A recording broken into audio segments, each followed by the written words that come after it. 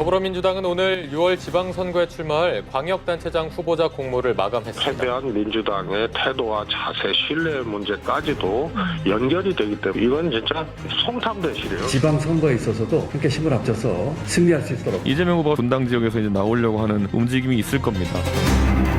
예, 오늘 1부는 민주당으로 가겠습니다. 우선 한덕수 총리 지명에 관한 민주당 의견 궁금하고요. 또 지방선거를 둘러싼 지금 당내 상황들도 궁금합니다. 민주당의 원내수석 부대표죠. 진성준 의원 연결이 되어 있습니다. 진 의원님 안녕하세요. 네, 안녕하십니까? 본격적인 현안 들어가기 전에 어제 참 보도가 많이 된 뉴스인데 그것부터 좀 논해 보겠습니다. 민주당의 몇몇 의원들이 지난 6일 장애인 이동권 현실을 체험하기 위해서 휠체어를 타고 지하철로 출근하는 챌린지 하셨죠? 네, 그렇습니다. 예, 진 의원님도 함께 하셨는데 그 휠체어 바퀴가 경사에 탁 걸리면서 휠체어가 뒤로 넘어지는 그 장면이 어제 많이 네. 이슈가 됐습니다. 잠깐 좀 볼까요? 제가 유튜브와 레인보우로. 일단 진 의원님 안 다치셨어요? 예. 뒷목이 상당히 뻐근한데 큰 문제는 없는 것 같습니다. 그러니까 저게 지금 계단이 아니고 네. 휠체어나 유모차나 이런 것들이 지나갈 수 있도록 만들어 놓은 경사인 거죠? 예. 아주 완만한 경사로였는데 네. 그 시작 부분에 약간 턱이 져 있었던 것 같아요. 거기에 이제 바퀴가 걸렸는데 이게 무게 중심이 뒤쪽에 좀 있는 것 같더라고요. 휠체어를 타는 사람이 아니고 네. 처음 타는 것이었기 때문에 그렇죠. 제가 이제 미숙한 탓도 있었겠지만 무게 중심이 뒤로 확 쏠리면서 어떻게 해볼 겨를도 없이 뒤로 이렇게 넘어지더라고요. 아이고, 너무 뒤로 꽈당 넘어지셔가지고 일단은 괜찮으신가 많이 걱정이 됐어요. 네, 꽉 넘어졌습니다. 괜찮으시다니 다행이고, 진짜로 쭉 이렇게 휠체어로 출근해 보시니까 많이 불편하시던가요?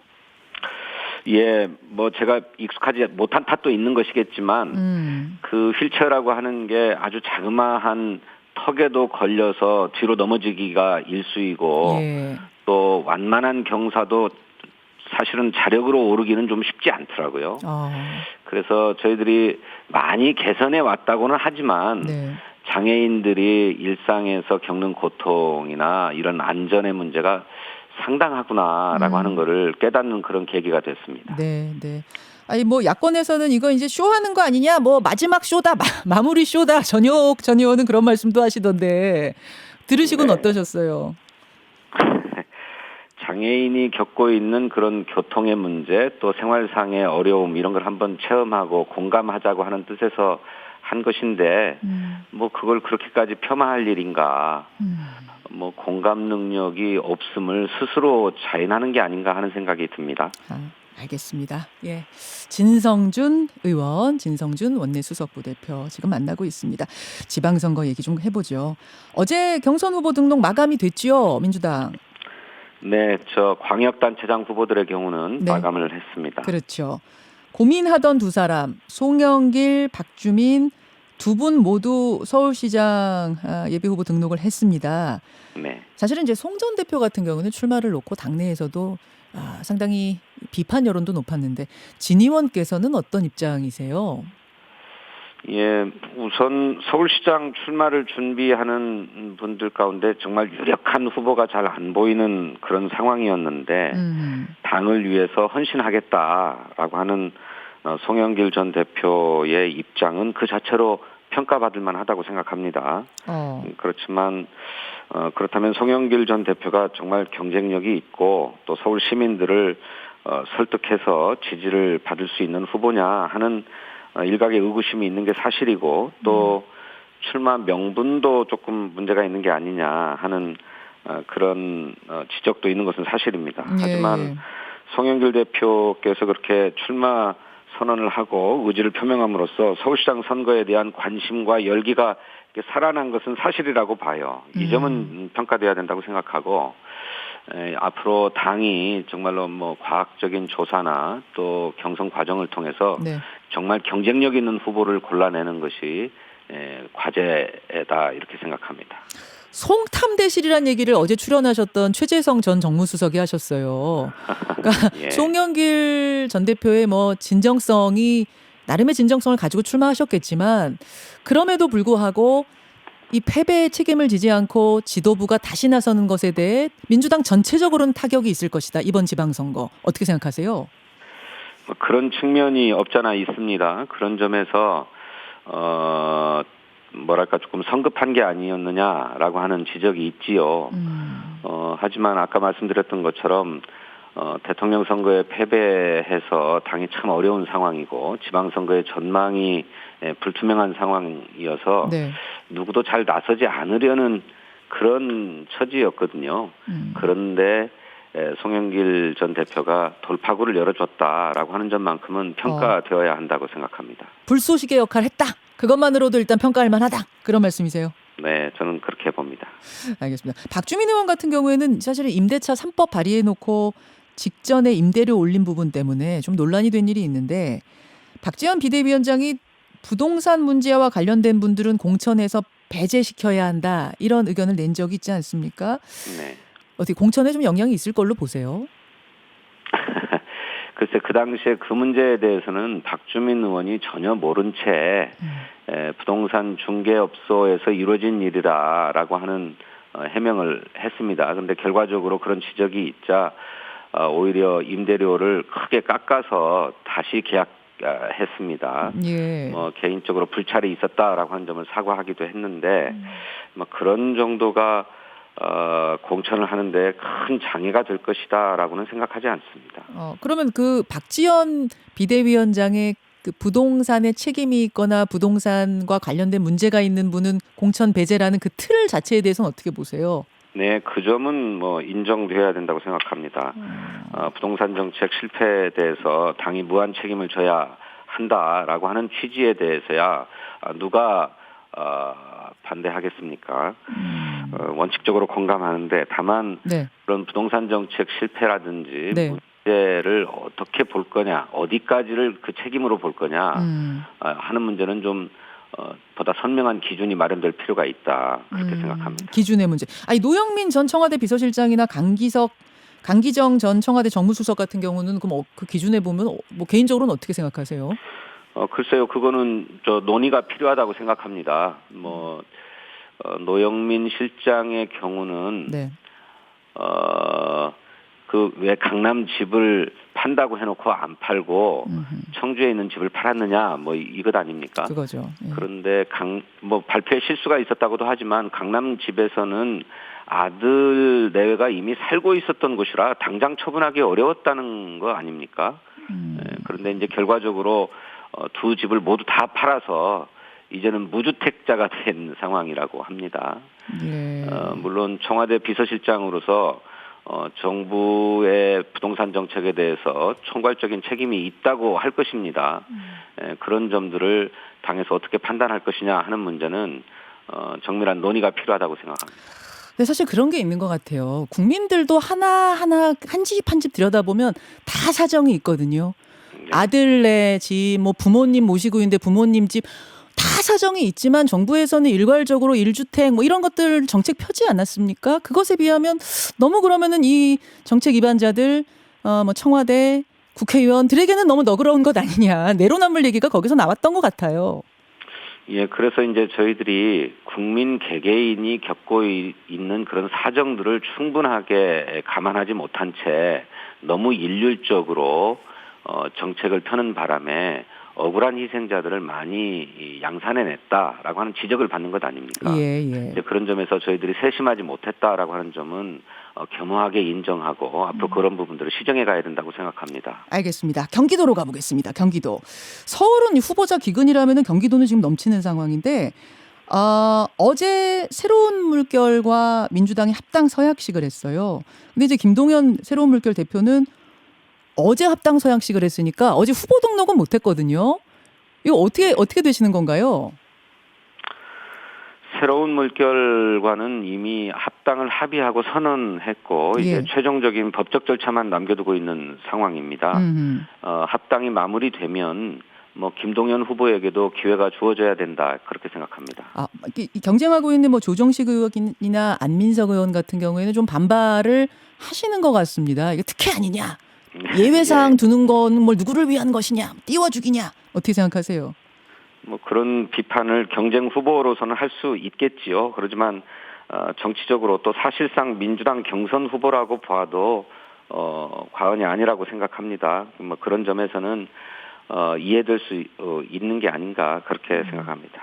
요거는 그러니까 추가 예외 사항을 좀 만드는 건가? 지금 조항은 없잖아요. 그럼 합당 과정에서 그런 조항을 좀 넣는 건가요? 필요하다면 넣어야 될 거라고 생각하고요. 예. 또 그에 앞서서 그런 문제들에 대한 뭐 후보들 간의 이해와 양해도 선행될 필요가 있다고 생각합니다. 알겠습니다. 진성준 의원님, 그나저나 예. 이준석 대표가요. 이재명 상임고문의 국회의원 재보궐선거 출마설을 구체적으로 제기를 했습니다. 네. 김병욱 의원이 분당 을이시죠?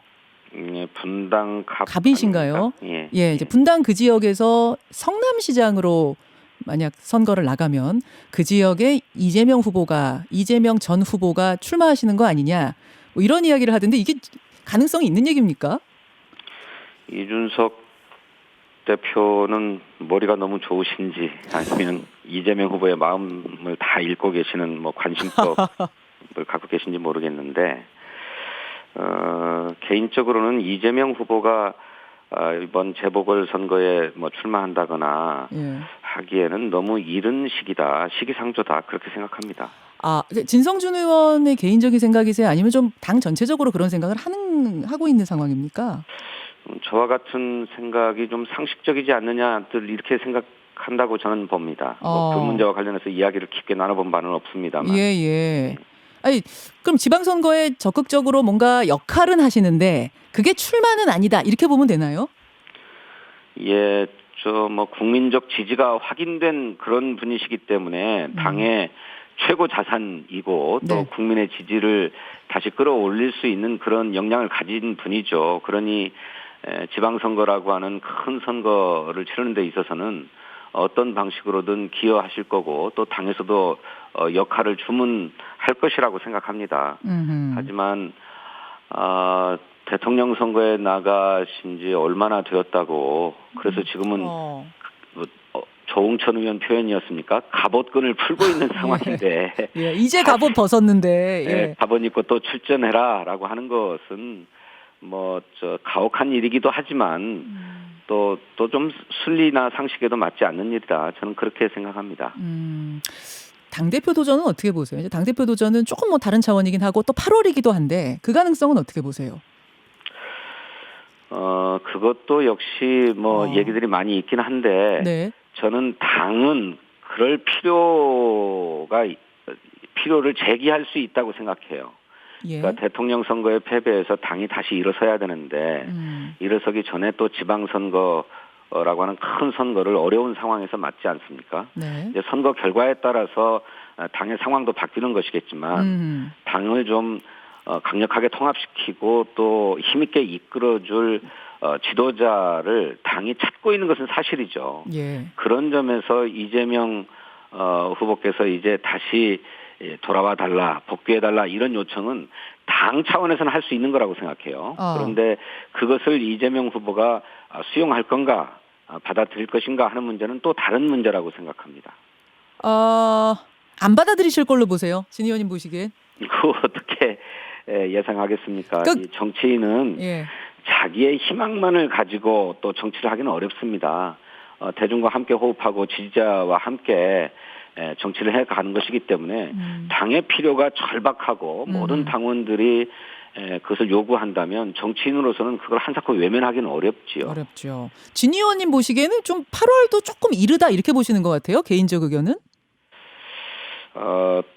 예전의 경험들을 보면 그걸 다 일반화할 수는 없지만 이렇게 큰 선거에서 패배했거나 또는 작은 국회의원 선거에서 패배하더라도 한 1, 2년간은 자기 충전을 하고 또 성찰을 하는 시간을 갖습니다. 그게 일반적이었던 거거든요. 근데 몇 개월 만에 선거에 나와달라 또 무슨 당을 맡아서 이끌어달라 그리고 또 그걸 또 이렇게 자임하고 하는 것은 좀 기존의 어떤 정치적 문법으로 볼 때는 좀 순리에 맞지 않는 거죠. 그런데 그건 얼마든지 상황에 따라서는 변경될 여지는 얼마든지 있는 것이다. 알겠습니다. 예. 알겠습니다. 이준석 대표가 그러면은 그 보궐선거에 이번에 나오실 거다. 그럴 경우엔 국민의힘에서도 투수 한 명 준비하고 있다. 이런 얘기는 왜 했다고 생각하세요? 글쎄요. 뭐 왜 그런 얘기를 하고 있는지 모르겠는데 그렇게 좋은 투수가 있으면 꼭 이재명 후보가 아니어도 내보내서 국가를 위해서 정치를 할 수 있도록 해야 되지 않을까요? 뭐 이재명 후보가 나오면 A급 정치인이 나오고 네. 그렇지 않으면 뭐 B급, C급이 나옵니까? 뭐 그런 생각이 있는지 잘 모르겠습니다. 알겠습니다. 민주당 진성준 원내수석 부대표. 그나저나 한덕수 국무총리 후보자에 대해서 이제 곧 청문회도 하고 국회에서 표결에도 붙여야 될 텐데 지금 보도를 통해서 과거 여러 가지 의혹들이 좀 제기가 되고 있는 것 같습니다. 어떻게 보고 계세요? 예, 뭐 이제 그 내정되었고 또 국회에 이제 인사청문 요청서가 막 접수된 상황이기 때문에 예. 검증에 가야죠.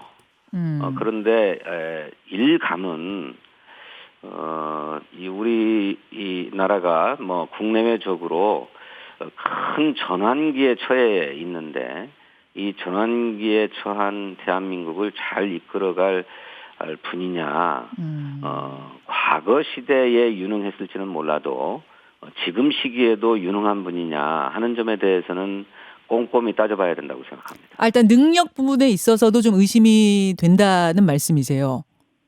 예, 저는 모르겠습니다. 이제 인사청문회 과정에서 그런 정책적 소신이나 또 국가적 비전도 확인해야 될 사항이라고 생각합니다만 과거의 경력이나 이력만으로 지금 시기에 국가를 이끌어가는데 적합하다라고는 볼 수 없다고 보거든요.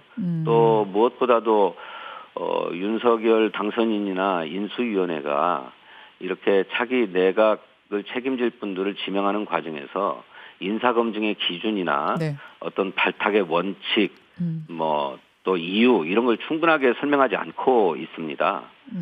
먼저 검증의 기준이나 발탁의 원칙 이런 것을 먼저 발표할 필요가 있다고 생각하는데 그런 점에서 설명이 충분하지 않다고 봅니다. 설명이 충분치 않다. 지금 제기되는 의혹 중에 새로 나온 것이 89년에서 99년 사이에 자신의 집을 미국 기업 2곳에 월세로 임대했다. 6억 정도 월세를 줬다는 건데 이 부분 혹시 어떻게 생각하세요?